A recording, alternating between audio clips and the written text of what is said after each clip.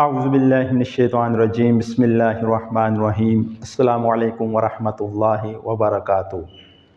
پیارے دوستو، الحمدللہ رب العالمین کہ ہم مسلمان ہیں اور مسلمان کا ہر کام اللہ اور اس کے رسول کی خوشنودی کے لیے ہونا چاہیے۔ ہمارا دین ایک مکمل ضابطۂ حیات ہے۔ دین اسلام ہم جو بھی کام کرتے ہیں اس کام میں ہماری رہنمائی فرماتا ہے۔ اگر جو کام ہم کر رہے ہیں اس کام کو ہم کرتے ہوئے دین اسلام کی روشنی میں ہم وہ کام کریں گے تو انشاءاللہ اللہ اور اس کا رسول بھی خوش ہوگا اور ہمارے نامہ اعمال میں نیکیاں بھی لکھی جائیں گی۔ تو پیارے دوستو، بے شک نیند اللہ تعالیٰ کی طرف سے ایک بہت بڑی نعمت ہے۔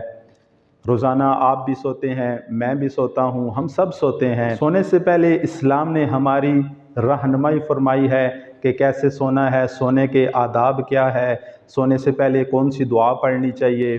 تو آج کی ویڈیو میں ہم انشاءاللہ چند ایسی باتوں کا ذکر کریں گے، اگر سونے سے پہلے ہم وہ اپنی زندگی کا معمول بنا لیں تو انشاءاللہ ہمارے نامہ اعمال میں نیکیاں بھی لکھی جائیں گی اور اللہ تعالی ہماری نیند میں راحت، سکون اور برکت بھی ڈالے گا۔ تو وہ چند اعمال کون سے ہیں، سیکھتے ہیں اس ویڈیو میں۔ تو پیارے دوستو، سونے سے پہلے جو چند احکامات ہیں وہ نوٹ فرما لیں۔ نمبر 1، سونے سے پہلے ہمیشہ وضو کر کے سوئیں۔ نمبر 2، سونے سے پہلے سورہ ملک کی تلاوت کر کے سوئیں۔ اور نمبر 3، اگر تہجد میں آنکھ کھلنے کی عادت نہ ہو تو وتر پڑھ کر سوئیں۔ نمبر 4، شیاطین اور جنات سے حفاظت کے لیے آیت الکرسی پڑھ کر سوئیں۔ نمبر 5، مسنون دعاؤں کا اہتمام کریں، یعنی سونے سے پہلے جو دعائیں ہیں ان کو لازمی پڑھیں۔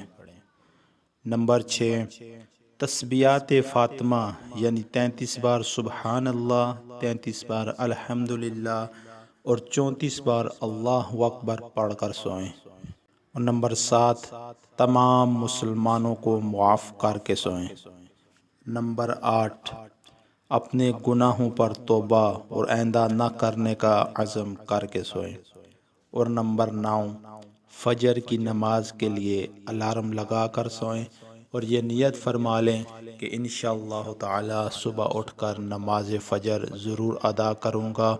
آپ کی اس اچھی نیت سے آپ سو جائیں گے اور فرشتے آپ کے نامہ اعمال میں نیکیاں لکھتے رہیں گے۔